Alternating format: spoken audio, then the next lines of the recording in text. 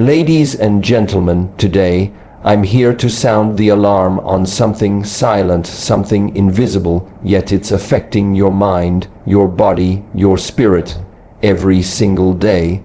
They're harvesting your energy, not in some sci-fi way, but in a very real and psychological one. Every time you scroll endlessly, every time you argue with someone who doesn't deserve your breath, every time you wake up tired even after 8 hours of sleep, in this world of noise, your most valuable resource is not your time, your money, or even your intelligence, it's your attention. Your attention is the gatekeeper of your energy, and wherever your attention flows, your life follows.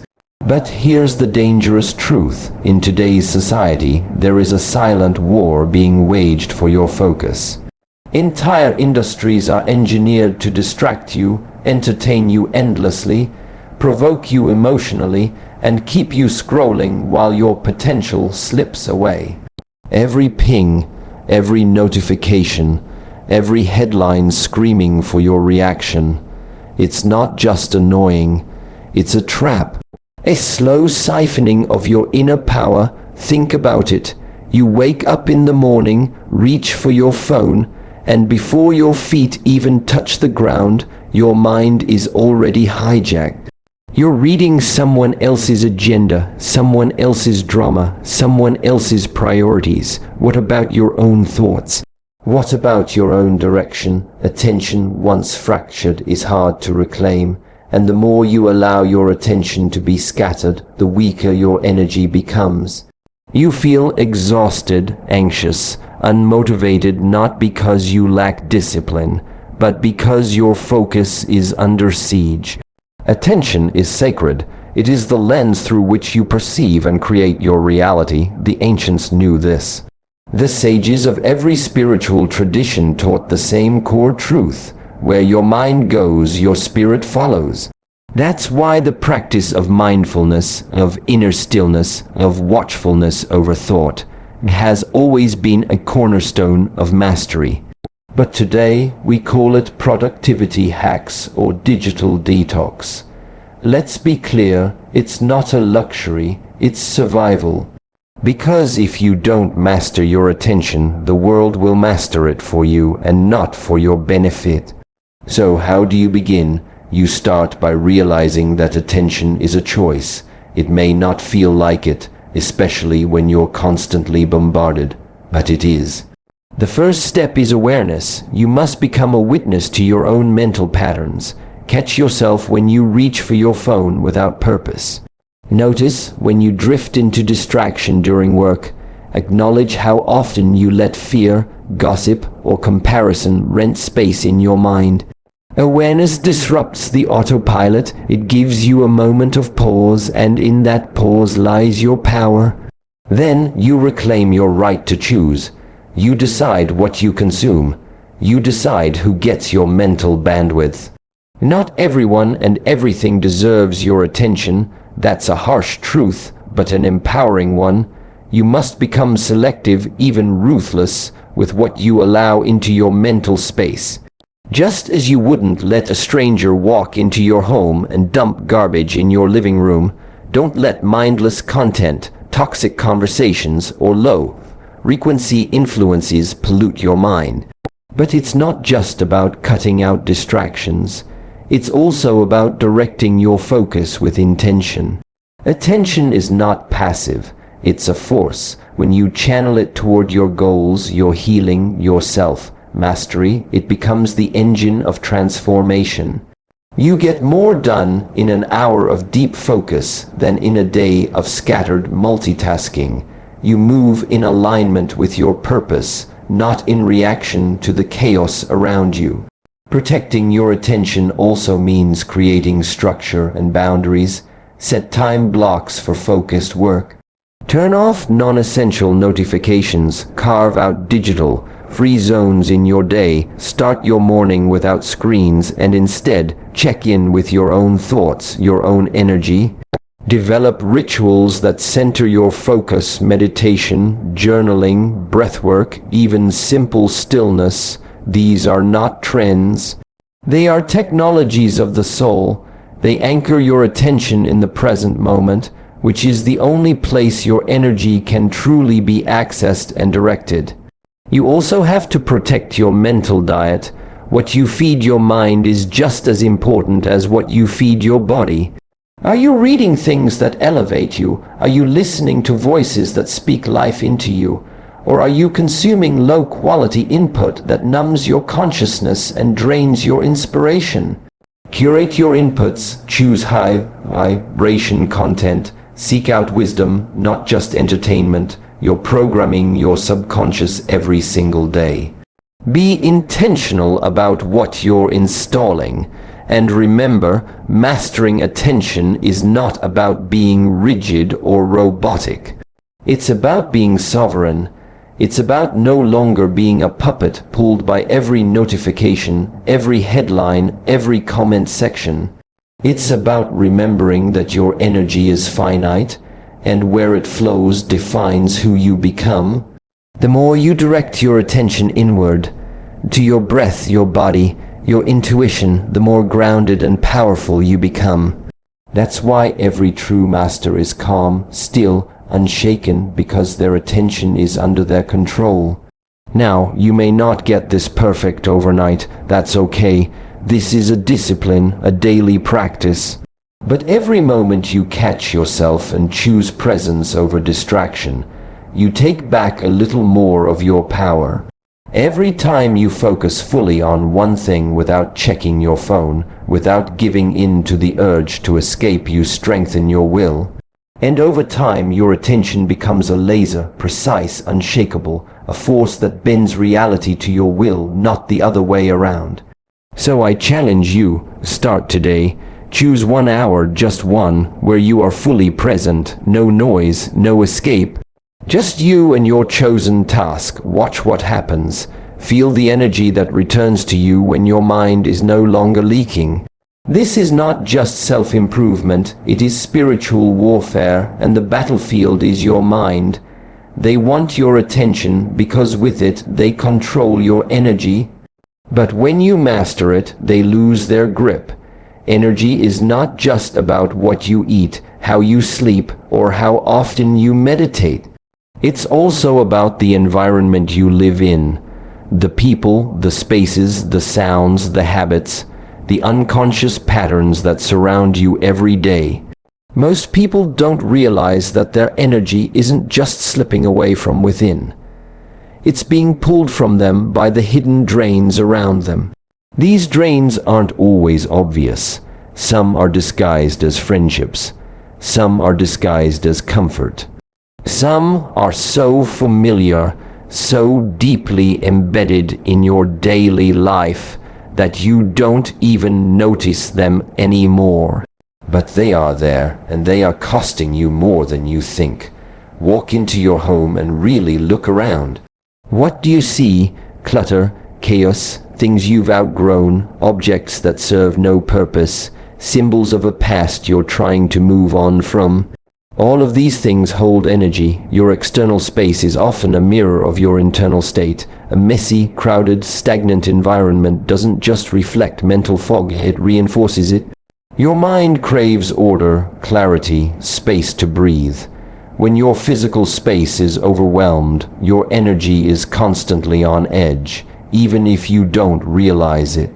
You can't be at peace when you live in a place that keeps you in a low vibrational loop. It's not just things, it's people too. Some of the greatest energy drains in your life walk and talk. You love them, you tolerate them, but deep down you know they're draining you. The constant complainer, the subtle manipulator, the friend who always needs help but never shows up for you. These are energetic leaks. Every time you engage, you give a piece of yourself away. Your time, your focus, your emotional balance. You leave the interaction feeling smaller, heavier, more disconnected from yourself. That's not a coincidence. That's energetic theft. Detoxing your environment means you must be willing to see the truth. You must be willing to let go. This doesn't always mean cutting people off cold, but it does mean creating boundaries that protect your peace. It means being honest about who uplifts you and who subtly diminishes you, and it also means facing your own attachment to what's familiar. We often cling to toxic patterns not because they serve us, but because they're comfortable, because we fear the unknown more than we fear staying stuck. But growth demands clarity, and clarity requires courage. Then there's the noise, the constant stimulation, the background hum of distraction, TV playing in the background for no reason, music that's filled with violence or despair, scrolling endlessly through content that brings no joy, only comparison, confusion, or mental clutter. We've normalized overstimulation, and yet we wonder why we feel burnt out even when we've done nothing. Your nervous system is being taxed by the barrage of meaningless input. Silence is no longer common. Stillness feels strange. But silence is where your real energy is restored. You must make space for it, invite it in like an old friend, turn off the noise, reclaim quiet. Even the energy of your digital environment matters. Look at your phone, look at your apps. How many of them do you actually use with intention? How many are just time traps? Your phone isn't just a tool, it's a doorway. And whatever leaves on the other side of that doorway affects your consciousness. Unfollow accounts that drain you, mute the drama, delete the things that no longer align with who you are becoming. Every digital choice is a seed. Plant only what you want to grow. This process isn't about perfection. It's about alignment. When your environment reflects the energy you want to cultivate, peace, clarity, creativity, strength, it becomes your ally. You wake up inspired instead of drained. You move through your day without resistance. Your space supports your focus. Your relationships support your growth. Your mind has room to breathe. You feel safe in your own presence. This is what an energy protective environment looks like, but getting there requires decisions. It requires discipline. You'll be tempted to keep things just in case. You'll justify draining relationships because of history or obligation. You'll tell yourself you can handle the chaos, the noise, the clutter, but the truth is, you can't thrive in an environment that was designed for your lesser self. You must build new conditions that support your higher self, and that begins with cutting the hidden drains. Start small, one drawer, one corner, one conversation, one digital purge, and then keep going.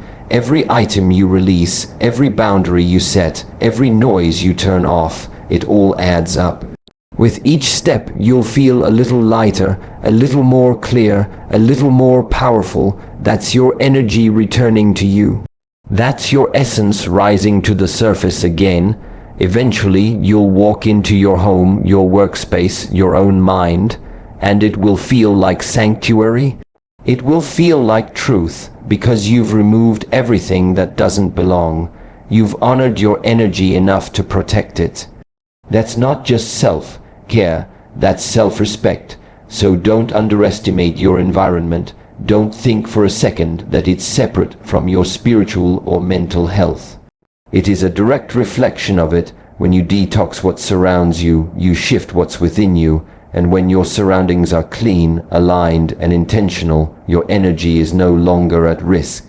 It becomes unshakable. Stillness is often misunderstood. People think stillness means doing nothing, sitting in silence, or detaching from the world. But true stillness isn't the absence of action, it's the presence of intention. It's moving through life without being tossed around by every emotion, every demand, every ripple of chaos.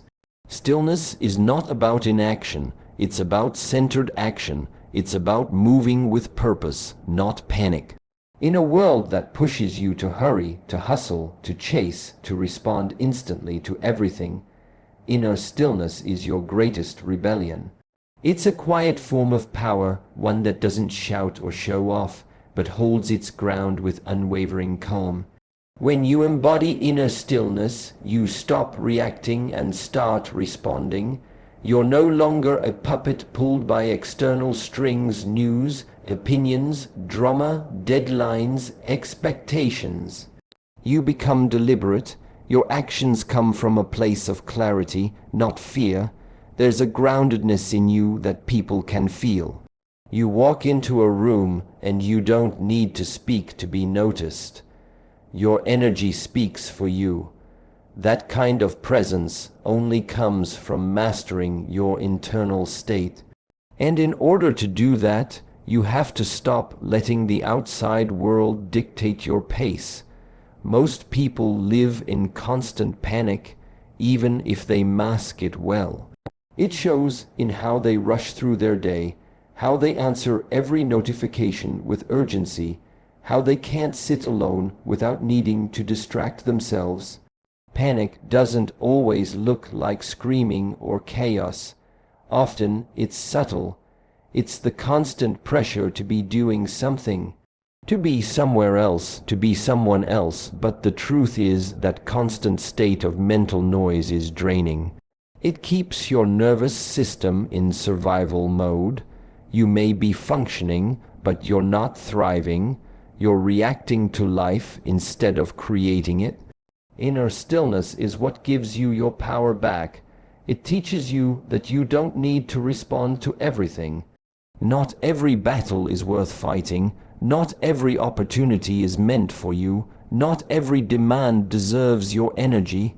When you're still inside, you can hear what's truly important. You can feel when something aligns with your purpose and when it doesn't. That clarity cuts through confusion like a blade, but you can't access it when you're constantly in motion, mentally or physically.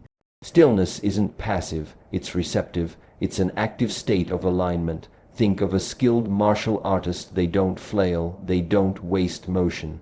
Every move is intentional, every pause is strategic. They conserve energy so they can strike with precision. That's what you must become in your life, purposeful, calm, unshakable. Stillness doesn't mean you're not moving. It means you're moving from a place of inner calm, not external pressure. The path to stillness starts with presence. You have to train yourself to be here now, not in yesterday's regrets or tomorrow's worries, but right here in this breath, in this moment. Meditation helps, yes, but so does walking slowly, breathing deeply, eating with attention, listening without interrupting, choosing your words carefully. These are all acts of stillness.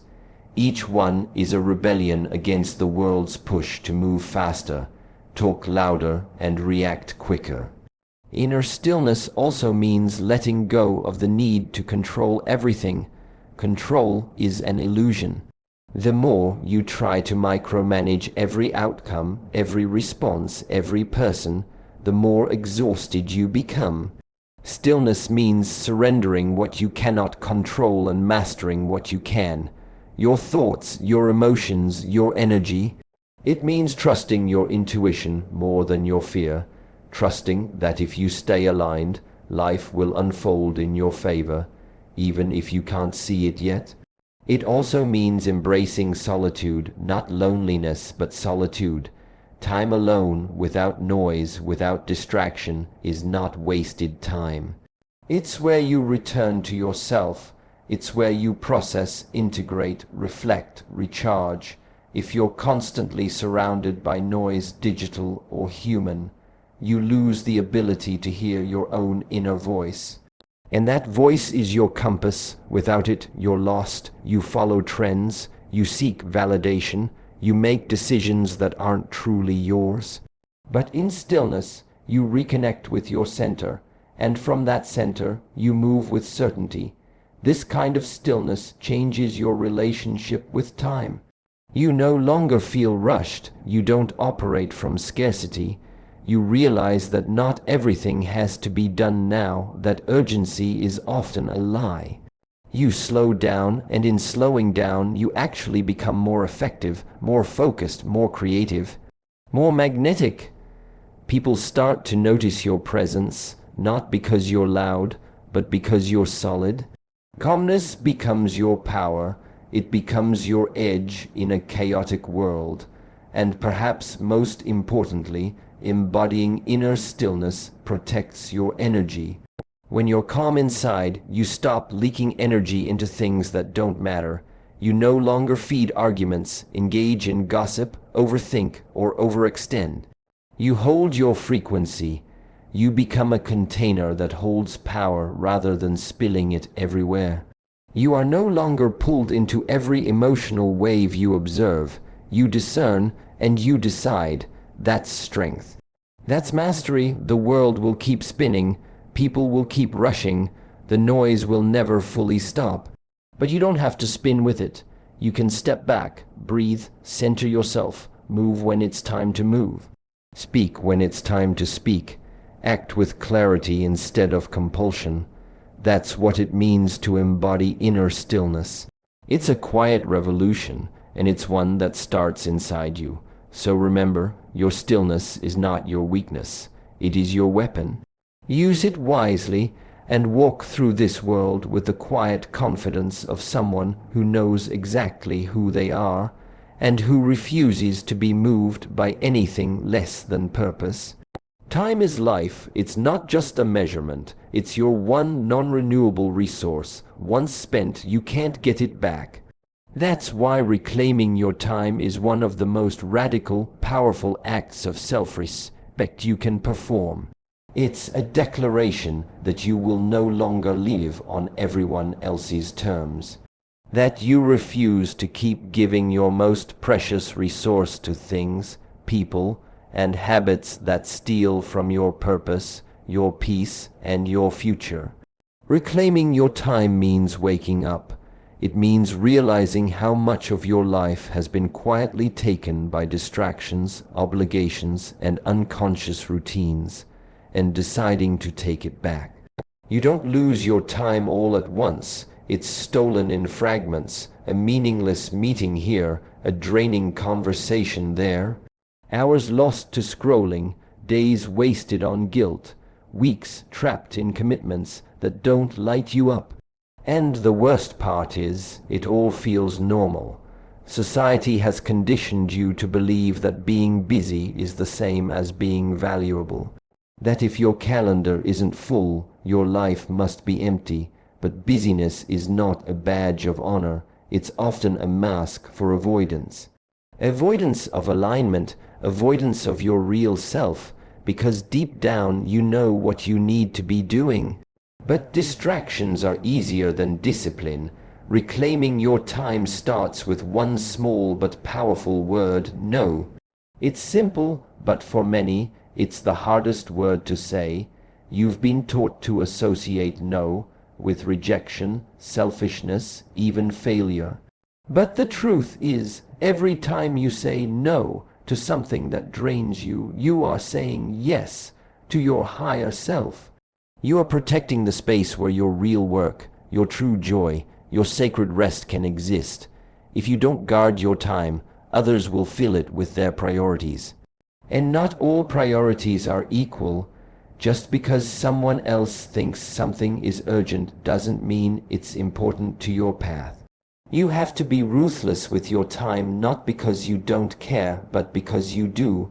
Because your time is the foundation of your energy, your growth, and your contribution. When you say yes to too many things that don't matter, you start saying no to the things that do, often without realizing it. You say no to your health, no to your creativity, no to meaningful relationships, no to rest, no to the quiet time that allows you to hear your intuition. And then you wonder why you feel so disconnected, so tired, so behind. It's not that you're not capable. It's that your time has been stolen by 1,000 silent thieves. Take a moment to look at your life right now. What is stealing your time? What tasks do you repeatedly say yes to that leave you feeling depleted, not fulfilled? Who in your life constantly makes withdrawals but never deposits back into your spirit? What obligations have you accepted out of guilt or fear, not alignment? What mindless routines eat away at your hours without giving you anything in return? This is not about blame. This is about awareness, because once you're aware, you can choose differently. And you must choose differently if you want a different life. You cannot become who you're meant to be while living a schedule designed for someone you no longer are. You need space to evolve, and space requires subtraction. Saying no might feel uncomfortable at first. People may not understand, they may question you, guilt you, try to make you feel small, but let them. You don't owe anyone an explanation for protecting your peace. You don't need to justify your boundaries. Your no can be soft and clear without defense or apology. You're not being mean, you're being intentional. There is no success without focus, and there is no focus without time.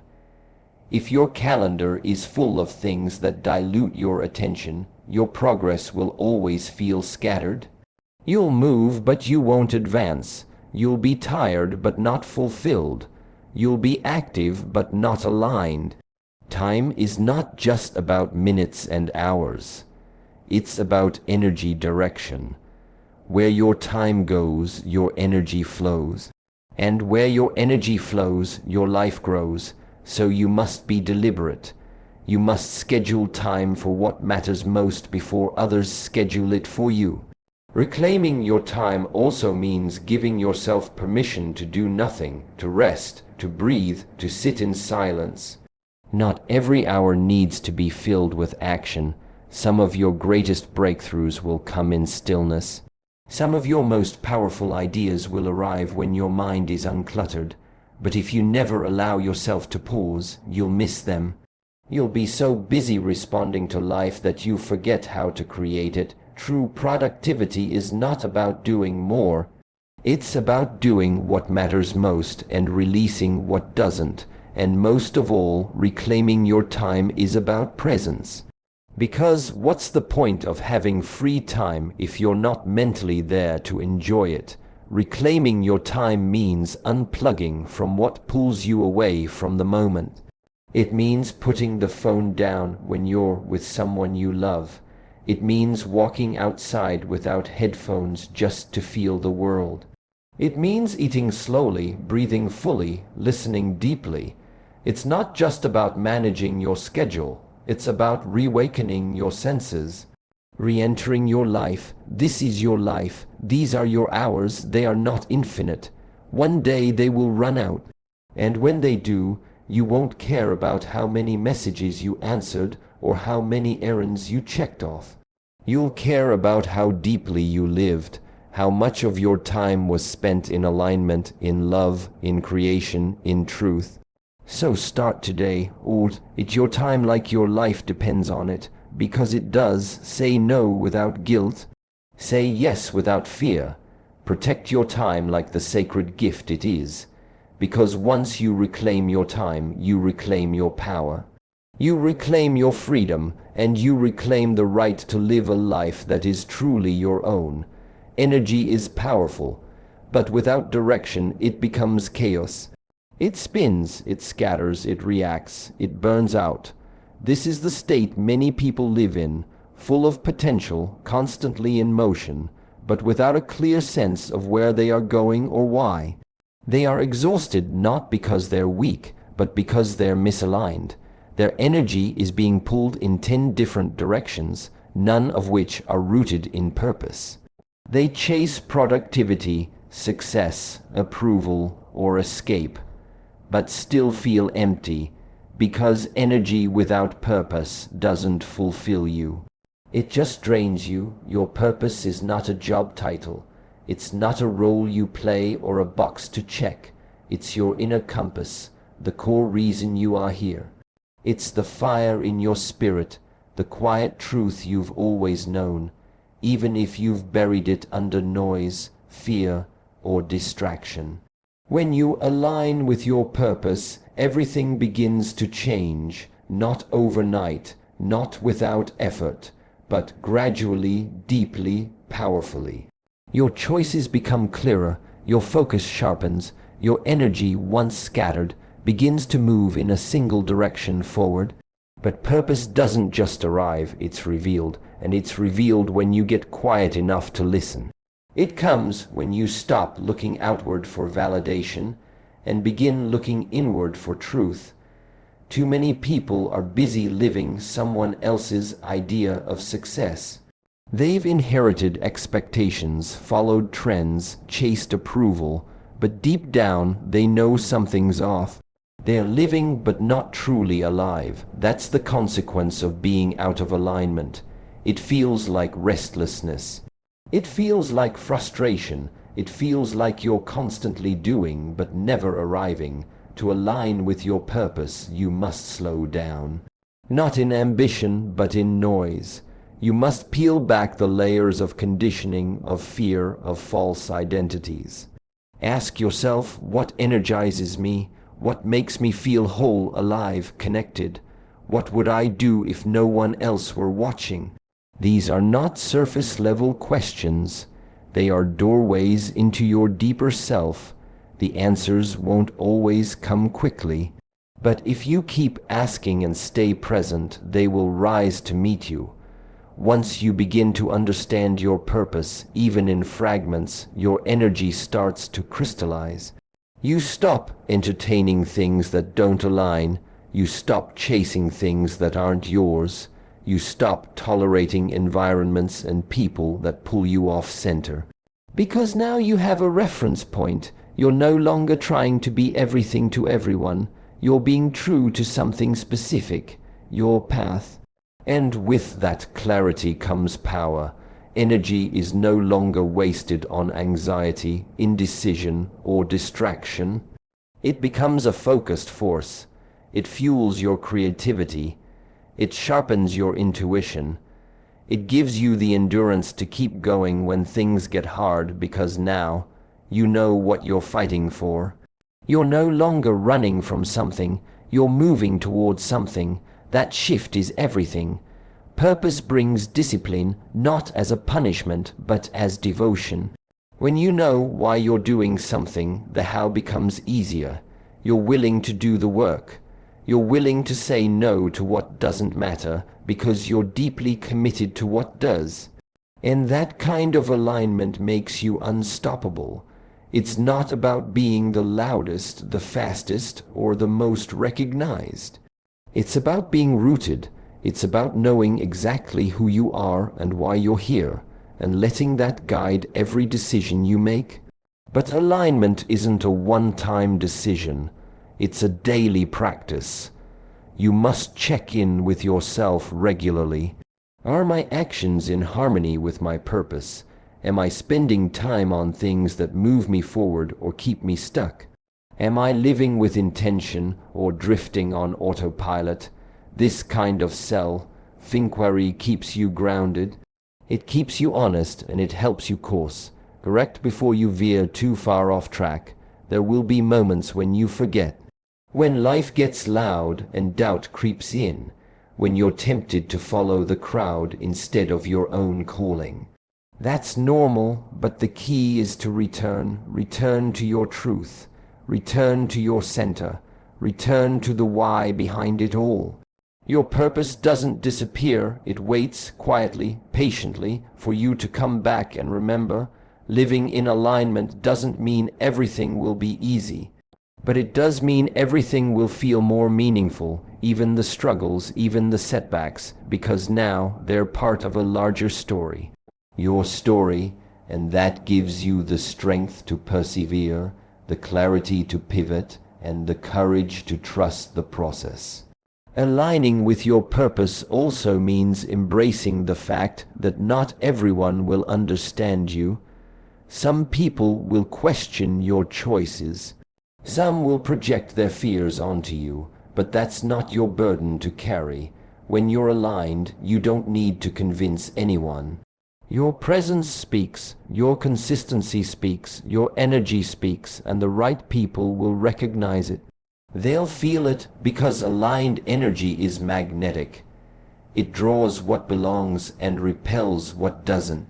So let go of the need to please everyone, let go of the pressure to perform, let go of the fear that you're too much or not enough, and come home to your purpose. That's where your power is, that's where your peace is, that's where your energy becomes a tool for transformation, not just for you, but for everyone you touch. You were not meant to live a scattered life.